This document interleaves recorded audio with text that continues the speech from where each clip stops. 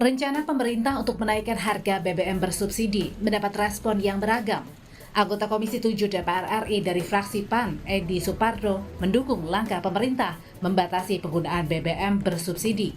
Edi bilang, subsidi yang disalurkan pada BBM tidak tepat sasaran. Selama ini, subsidi BBM justru mayoritas dinikmati oleh orang mampu. Edi meminta pemerintah segera mengambil keputusan agar subsidi BBM yang berasal dari APBN tidak semakin membengkak. Pertama, evaluasi harga BBM. Kedua, evaluasi pola pemberian. Jangan kepada produknya, kepada penerimanya. Keputusan dibuat segera.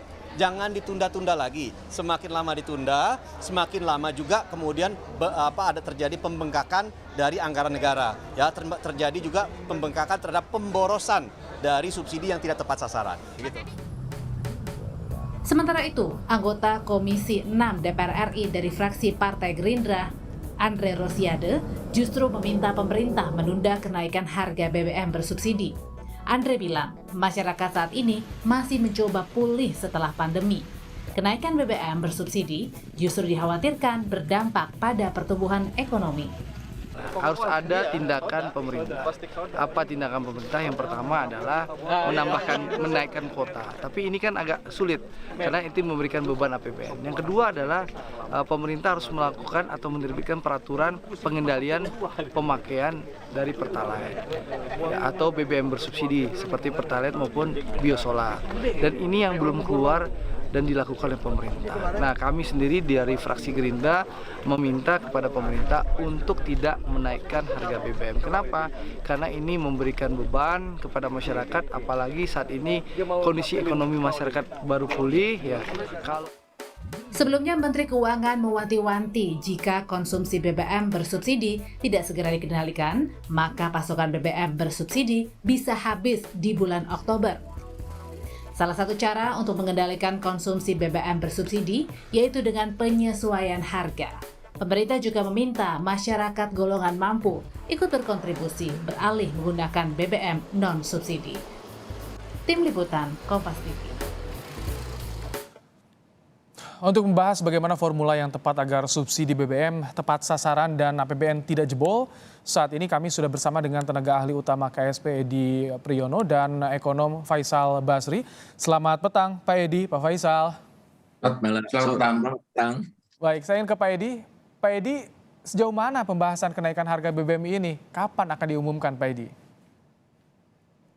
Ya seperti penjelasan Bapak Presiden ya, sekarang sedang dikaji secara serius dan yang dikaji itu meliputi paling tidak dua hal ya, yaitu pertama opsi kebijakan. Opsinya ini kan tidak mudah semua ya, jadi apakah menaikkan anggaran subsidi dan kompensasi itu jelas tidak mudah karena angkanya sudah besar sekali, atau menaikkan harga itu juga tidak mudah mengingat dampaknya bagi masyarakat gitu ya. Membatasi penggunaan BBM bersubsidi atau yang dengan kompensasi juga bukan pilihan yang mudah ya, oleh karena itu sedang terus dibahas, dan kalau ditanya kapan, terus terang kami juga tidak tahu pada titik ini ya kapan gitu ya, tapi kalau kami sih selalu menyampaikan ya sebelum ada pengumuman resmi ya berarti tidak naik. Baik, masih dihitung-hitung Pak Faisal, apa yang Anda cermati soal rencana kenaikan harga BBM ini Pak Faisal? Mungkin perlu komunikasi politik yang efektif ya di kalangan pemerintah. Kemarin saya nemukan press release gitu atau press conference Kementerian Keuangan, itu judul slide-nya ya, Outlook belanja subsidi dan kompensasi BBM. Jumlahnya 502,4 triliun, kemudian berpotensi naik menjadi 698 triliun gitu. Nah ini kan kurang elok ya, karena seolah-olah subsidi BBM itu akan mencapai 700 triliun gitu. Padahal subsidi yang disampaikan itu adalah BBM, LPG maupun listrik gitu. Ya. Jadi jangan seolah-olah dibebankan kepada BBM semua. Nah, hitung-hitungan saya kalau yang namanya subsidi BBM itu kalau di APBN itu cuma 14,6 triliun. ya. Tapi ada yang namanya dana kompensasi 100 berapa bentar. Ada dana kompensasi sebesar 200-an gitu, sehingga jumlahnya nggak sampai 700 triliun. Jadi langkah yang tepat apa harusnya Pak Faisal? Nah, saya tidak tahu opsinya seperti apa. Pertanyaannya misalnya, apakah Pertalite yang akan dinaikkan berapa, solar dinaikkan berapa. Tapi intinya adalah memang tidak bertanggung jawab untuk membakar uang sampai 500 atau 700 triliun sekalipun untuk sesuatu yang sia-sia ya. Jadi lebih baik kalau saya hitung-hitung, misalnya ada 26 juta keluarga miskin, 26 juta dikasih satu orang 1 juta selama 6 bulan, satu keluarga 1 juta selama 6 bulan, itu habisnya cuma 56 triliun gitu. Lebih baik dikasih ke orangnya daripada ke komoditinya. Jadi lebih baik langsung subsidi ke orangnya ya Pak Faisal ya? Ya, 156 triliun. Baik, saya ingin ke Pak Edi. Pak Edi, Ya. ada banyak dorongan baik subsidi ke orangnya. Sebetulnya kondisi ini sudah dimitigasi tidak oleh pemerintah sejak awal tahun, Pak Edi? Ya, kalau pemerintah itu intinya ingin subsidi tepat sasaran gitu ya, tetapi khusus untuk energi ya, untuk BBM, kemudian listrik dan gas khususnya LPG ini, pada titik ini pemerintah tidak berniat untuk menghapus ya, tetapi ada wacana untuk mengurangi ya, jadi bukan menghapus gitu ya. Jadi saya kira dalam waktu dekat tidak kemudian harga itu dilepas ke pasar. Tapi kami setuju yang disampaikan oleh Pak Faisal ya, bahwa subsidi atau kompensasi gitu ya, anggaran negara yang selama ini diberikan untuk menekan harga energi khususnya BBM ya, BBM dan gas ya, itu memang kemudian kan sudah disampaikan berkali-kali oleh Bu Menteri Keuangan maupun Bapak Presiden juga, lebih banyak dinikmati oleh kelompok yang mampu gitu. Akan lebih tepat sebenarnya secara prinsip dialihkan ke subsidi orang, artinya orangnya yang disubsidi, bukan barang yang kemudian bisa dibeli oleh siapa saja. Nah, ini sebenarnya sudah dilakukan untuk listrik ya. Listrik itu kita cukup yakin bahwa itu tepat sasaran ya. Nah, kemudian yang PR kita memang LPG dan bahan bakar minyak. LPG sebenarnya menjadi lebih mudah pilihannya karena kemasan untuk gas bersubsidi, LPG bersubsidi itu kan beda dengan kemasan yang lain ya. Yang 3 kilo itu kan sehingga harusnya relatif mudah untuk menyalurkan ke orang tertentu. Nah, yang BBM memang tidak mudah. Tapi secara prinsip kami setuju dengan yang disampaikan oleh Pak Faisal dan banyak pengamat ekonomi lain ya, bahwa subsidi ke orang itu lebih baik daripada subsidi barang, karena kalau subsidi ke barang itu bisa dibeli siapapun termasuk yang sebenarnya tidak membutuhkan. Baik, kalau subsidi ke orang, Pak Faisal, seperti apa sih mekanismenya, skemanya agar tepat sasaran? Kalau saya tidak salah, ini diupdate terus ya. Data kalau saya tidak salah juga ada 26 juta keluarga miskin gitu. Itu diupdate, tentu saja harusnya diupdate ya. Masa tidak selesai dari dulu gitu. Katakanlah tidak tepat sasaran 10%. Ya. 30% itu lumayan banyak kan. Itu masih jauh lebih baik daripada subsidi ke BBM-nya.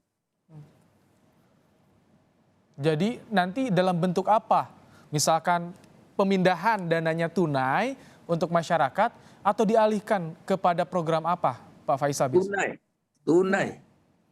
Tunai langsung ke orangnya, ke rekening orangnya, ya. Tidak ada pakai bansos komoditi itu, nanti lebih ribet lagi. 100% dinikmati oleh sertanya. Karena kalau kita lihat misalnya kan yang rame ini Pertalite ini kan. Tadi Anda sampaikan itu kan, supir angkot macam-macam itu ya. Nah, kita lihat pengguna Pertalite itu 70% roda 4. 30% sepeda motor roda 2. Nah, yang roda 4 itu 98,7% itu mobil pribadi. Itu yang jadi pangkal persoalannya menurut Anda ya, Pak Faisal ya? Ya, mobil pribadi. Masa orang miskin yang punya mobil, taksi online itu cuma 0,6%. Nah, ini kita cara bantunya beda ya. Taksi plat kuning 0,3%, angkot 0,4%. Supaya mengurangi beban yang sedikit itu kan lebih mudah. Jadi misalnya bebas PPN untuk onderdil, atau misalnya mereka tidak dikenakan parkir, Baik, ya, mall, begitulah. baik. Jadi dikasih kompensasi juga. Insya Allah ini jauh lebih bagus ya, dan lebih mengangkat konsumsi kita masyarakat. Kita tanya ya, Pak Edi, mungkin nggak pengalihan dari subsidi BBM ini dalam bentuk tunai kepada masyarakat terdampak, kepada yang membutuhkan tepat sasaran, Pak Edi? Sangat mungkin ya, kenapa tidak gitu. Dan ini sudah dalam rencana pemerintah sebagai bagian dari kalau nanti pada akhirnya dilakukan kenaikan atau harga BBM bersubsidi atau berkompensasi ini dinaikkan. Sudah ada dalam rencana pemerintah bahwa pasti akan dilakukan istilahnya penebalan bantuan sosial. Kita sudah punya skema-skema yang sifatnya permanen ya. Yang pertama adalah PKH ya, dana program keluarga harapan itu naik dalam arti uang ya, bukan dalam bentuk barang. Kemudian ada bantuan pangan non tunai, meskipun disebut non tunai tapi sebenarnya itu uang ya, uang tetapi tidak bisa diuangkan dalam arti diambil uang kalau mau standar gitu. Tapi juga ada keleluasaan untuk mengambil uang, tapi itu langsung ke rekening gitu ya. Nah, kemudian juga ada bantuan-bantuan yang lain yang sebenarnya tadinya didesain di masa pandemi ya. Kita punya bantuan subsidi upah, kita punya bantuan produktif usaha mikro, kita juga punya bantuan langsung Pak Edi, untuk pedagang kaki lima. maaf saya potong Pak Edi, tapi kalau misalkan ini ada nanti ketika BBM naik, kan masyarakat yang terdampak akan lebih banyak, angkanya akan bertambah, Pak Edi. Apakah ini nanti bagaimana pembaruan data penerima bantuannya seperti apa ke depan? Ya kalau masalah data ini kan bahkan Bapak Presiden sendiri juga mengakui bahwa kita punya masalah dengan data ya. Nah data itu selalu ada dua ya, kesalahannya itu yang disebut inclusion error, yaitu yang harusnya tidak layak masuk tapi masuk, dengan yang exclusion error yang harusnya masuk tapi tidak masuk. Nah mekanisme koreksi ini terus dijalankan meskipun kita tidak bilang bahwa saat ini sudah perfect ya. Antara lain misalkan BLT dana desa. BLT dana desa itu salah satu syarat bagi penerimanya adalah belum menerima bantuan dari pusat. Secara implisit BLT dana desa itu adalah mekanisme untuk mengoreksi exclusion error. Oleh karena itu kami kalau dari kantor staf presiden menyarankan bahwa nanti kalau diadakan penebalan bantuan sosial bagi kelompok tidak mampu terkait dengan kalau memang betul-betul ada kenaikan harga BBM bersubsidi, maka BLT dana desa termasuk yang kami sarankan untuk ditebalkan, dalam arti mungkin ada tambahan, karena itu adalah salah satu cara kita untuk mengoreksi exclusion error. Kalau Anda bagaimana Pak Faisal ketika tadi harga dinaikkan, kan ini penerima akan banyak, soal data penerima bantuan seperti apa catatan Anda Pak Faisal? Kan penerima bantuannya kan kelompok miskin dan rentan miskin ya. Yang tidak miskin juga dapat, tapi dia tidak miskinnya tuh dekat garis kemiskinan. Sebagaimana yang menerima ini bantuan BPJS kesehatan itu. Kalau itu di 90 juta, barangkali nggak sampai 90 juta. Jadi tadi baseline-nya itu 26 juta orang. Sekali lagi sejelek-jeleknya data, jangan nunggu data bagus, kasih saja, nanti disisir satu demi satu, dicek waktu penerimaannya, mungkin bisa diupdate gitu ya. Sekali lagi kalau 5% aja kita bisa tekan, yang tidak tepat sasaran itu akan sangat membantu. Kalau ini pertanyaan sedikit, singkat banyak, apakah akan ada efek domino Pak Faisal ketika harga BBM naik? Udah pasti otomatis. Di seluruh dunia juga seperti itu. Tidak ada satu negara pun yang bisa menghindari kan. Efek dominonya itu sebetulnya sudah terjadi. Harga Indomie sudah naik, macam-macam sudah naik ya, kedelai juga naik. Itu kan akibat dari perang. Nah jadi jangan ditumpahkan semua ke BBM. Kalau saya lihat dari waktu ke waktu kenaikan harga BBM itu dampaknya terhadap inflasi kian hari kian kecil gitu ya. Kalau dulu kan langsung blank belas-belasan persen gitu. Baik, sedikit ke Pak Edi, tadi untuk mitigasi efek dominonya seperti apa nanti akan dilakukan oleh pemerintah selain bantuan langsung? Ya kita sudah hitung ya bahwa sudah simulasikan bahwa kenaikan katakanlah Pertalite sampai dengan 10.000 itu dampaknya ke inflasi itu akan menambah inflasi sekitar 1,2%. Itu adalah peningkatan inflasi yang menurut kami bisa diterima gitu ya. Nah kalau bagaimana memitigasinya ya tadi yang kita sudah bicarakan berapa kali itu, yang sekarang sedang disiapkan oleh pemerintah adalah penebalan bantuan sosial terutama kepada kelompok yang menengah ke bawah. Mau tidak mau langkah ini harus diambil karena seperti yang disampaikan pemerintah, kuota BBM subsidi kita semakin menipis, anggaran juga semakin membengkak jika teruskan subsidinya dengan angka yang serupa atau sama saat ini. Terima kasih tenaga ahli utama KSP Edi Priyono dan juga Pak Faisal Basri, ekonom yang telah berbagi pandangan dalam program Kompas Petang sore hari ini. Sehat selalu Bapak-Bapak.